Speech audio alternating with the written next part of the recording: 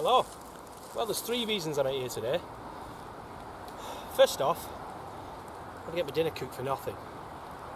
Secondly, I'm showing you how to make a stove out of rocks. Well, you don't need like a bush box stove. You know when you go out with them little bush box stoves or camping stoves and everything like that, you don't really need it. You can build yourself a rudimentary stove out of just rocks lying about and sit your pot on it. There you go. Build your fire inside, put your pot on top, put your fire inside here. These are two big flat stones and a flat stone at the back to stop the wind coming that way. It allows oxygen. I don't want a lot of wind racing through it, obviously, but I want oxygen. So it's not obviously not tight fitting, it's not a mortar fit, they're just placed together. And these buttresses are held up here so this don't fall in, because I've not dug them into the ground, so they're not held into the ground. If I was making a permanent camp, then I would dig holes and sit them in the ground and it'd be there permanently, but this is going down and this is getting knocked down again once I finish this video. So basically what I've done, I've stood them up but leant them out just a little bit, you know, and then put these buttresses at the side so they lean on that. Just enough wide enough to fit my pot on top. Just wide enough, as you can see, to sit that pot on top, the fire underneath. So it's a little miniature ovenish kind of thing, you know what I mean? Like I said, there's three reasons I'm out here today. That's the first, to show you this. The second is get my tea cooked for free, you know, bit of wood lying around, a lot of this crap lying about, cooks it for nothing. The third reason, I've been tagged in a video by Rod from Beat Around the Bushcraft on my three favourite full tang knives. Just building up a bed of embers in this fire. I don't like cooking on flame, you know what I mean? It's too wild, you know. So gets the pan too hot. So I want one of these to build down, or break down should I say, to a nice bed of embers so I can get the pot on top and get a good constant temperature in there. Just keep feeding it bit by bit to keep the fire going inside. But the stones will be warmed up shortly anyway. But you want dry stones, not out of a riverbed. Get them out of a riverbed, there's a good chance they'll explode. There's a lot of moisture in them. There'll probably be some moisture in these, and these might explode as well. I'm not saying they won't, but you know, I'm giving myself the best chance I can by getting them off dry land. So I'll just let these bit of embers build up, and then I'll get to cooking. Right, like I said, I've been tagged in a video by Rod at Beat Around the Bushcraft Carewood. He's tagged me in my three favourite full tang knives. Well, it's a bit embarrassing really, I love my knives, but don't have a right lot of full tang knives. That's a problem I'm going to have to address, I think. But I do have two that I use quite a lot. So I'm going to show you them. And I have thrown a third in there, because it is my favourite knife. And I've just realised as I was making all this, and getting all this kit together, that I do use it quite a lot, and it is my favourite knife, and it's a full tang. So yeah, I'm chucking that one in as well. So that one's going to get featured. Now this is one. I carry this with me a lot. It's only a small one. It's a little bit smaller than a normal size Mora knife, but it keeps a sharp blade edge on it. It's a superb knife. Now you can see full tang. Not much you can say about it. It has an holder so you can attach a lanyard to it, I suppose. But it has a nice leather sheath to it. And I do take that out a lot. It's a thick enough blade and I can really batten down on it. I don't like battening down on my knives. I only batten down on small pieces of wood, you know, to finish them off. I don't like using knives for battening. I've got axes and I've got saws, you know, I take them out. I don't like mistreating my knives. I love my knives. So yeah, so that's my first full tang knife, my favourite full tang knife, that is. And it wasn't that expensive, about 30 quid. So that's that one. You got my third one. My second one. I got this from eBay. I think it was come from India. It had a bone handle on it. It wasn't a full tang when I got it. And I didn't like it because when I took apart the bone handle, it had this like a top end of a castle wall. It went like that. And out the centre of it sprouted like a threaded bar, and then this brass thing threaded on top. It really pants when you started doing anything proper work with it. You know, it's a proper heavy duty knife. It just, the handle bent and it was pretty shit. So I'm a welder. I got my own MIG welding kit. So I welded another piece, I don't know if you can see it, another piece of steel onto it to make it a full tang. And me and my mate up at his foundry, we knocked together these sides, I think a willow, bit out of willow, and he gave me the brass and we epoxied it on.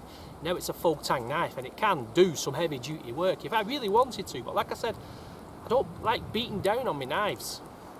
So it's a bit of a homemade one, but it does the job, and it is. I carry it in my van all the time, in my buzz, and that is sharp. You know, and it does the job. So that's my second full tang knife. Like I said, I don't have a lot of full tang knives. I have a lot of knives, not a lot of full tang knives, and that's a problem I'm going to have to address. So put a bit more wood on this, keep it going. Like I said, I want a good bed of embers before I start cooking on it. So my third one, really, is this. It's a cooking knife, and it's full tang. I didn't realise. I was only going to come here with two knives, but I didn't realise I use this all the time. It is my favourite knife that I do cooking with. It's what when I'm at home, this is my knife for cooking. My missus have gone mad that I took my kitchen knife out into the woods. Now, like I said, it's a full tang. There, superb. You can see it finishes off there with the butt. It's all full tang. It's a beautiful knife and it's sharp. Holds an edge really, really well. It's razor sharp. And I prepared today's meal with it. And as I was, like I said, I was going to fetch two knives out and apologise for, because it's supposedly your three best full tang knives. And I don't have three, but when I realised this was a full tang, and it is my favourite knife for cooking. So yeah, you've got that. I can't even bother putting my glasses on to read what it says on it, but it says professional on it, I know that. It must mean me. Well, there you go. That's my third full tang knife. I use that all the time, no lying, in the kitchen all the time. Used it, it's still dirty, I didn't even wash it, I just shoved it in my bag. So there you go. That's my three full tang knives. Now, like I said, I was tagged in it, so I'm going to tag three other people. Now, I personally, not overly keen on tags, I don't hate them, I don't dislike them, they get in the way of what I really want to do. But as I'm out here today doing a bit of cooking and stuff, it's no problem, I can do it. It's no hardship. So I'm going to tag three people, and if they want to take up the challenge, it's up to them. But like I said, I've been tagged in by a lad called Rod, and beat around the bushcraft Carewood. And I'm going to tag three other unsuspecting people, and I hope they do it. If they do, brilliant. If they don't, it's no problem. Anyway, first off, I've had to write the names down because, as you know, YouTube users, when they have the channels, they seem to have long names. Right, my first one is Backyard Custom and Knives. This guy, I know for a fact he'll have some full tang knives. This guy is exactly like my wife. He can make something out of nothing. He's got an awesome channel. Check him out. I know for a fact he'll have some full tang knives, and he'll not mind. I'm sure he won't. But yeah, there you go. Backyard Customs and Knives. You've been tagged. The second one, and I hope I've got his name right here, the last name, is Dominic Mincemeat. I apologise if I've pronounced it wrong. Your second name, Dominic. But what a cracking bloke he is. He's always commenting on my posts. He always watches my videos, and I always watch his as well. Really interesting. He loves making stuff. He's a bit camera shy, I think. He doesn't like showing his face, but he has a cracking pair of hands that love a good chat. So yeah, check out his channel, Dominic Mincemeat. You've been tagged, Mark, pal. Let's see your full tang knives. I know you'll have some. I know you'll have some. Right. Thirdly, I know for a fact this guy's got some knives. He's just like me. He has a fetish for knives.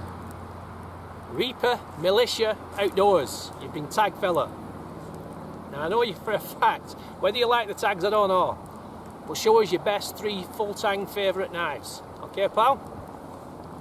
Check out his channel. Cracking bloke and all. Really nice fella. All three of them are good stand-up blokes, good channels. All three have got good channels, but Reaper Militia Outdoors. You've been tagged, fella. Show us your best three full tang knives. Your favourite ones. Well, like I said, that's enough of that.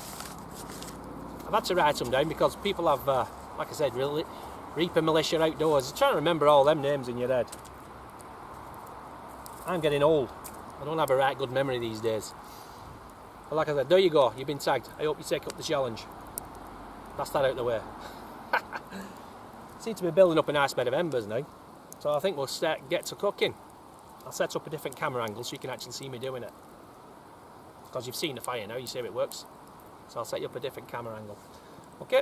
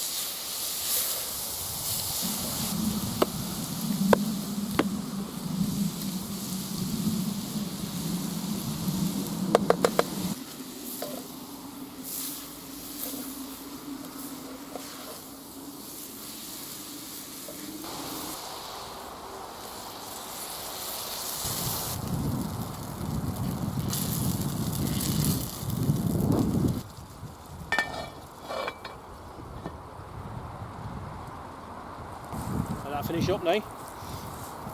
That'll boil for half an hour to an hour, and I'll just play with my fire. Yeah. Anyway, like I said, it was just a quick one. Just coming out doing that tag, cooking my tea, and showing you this little stove system, how you can make this little stove system, so you don't have to carry around no bush box or nothing like that. But yeah, there you go. The little hobo stove types thing. Well, like they call it, but there you have it. Anyway, thanks for joining us, and I'll see you on the next one. Be good. If you can't be good, be careful.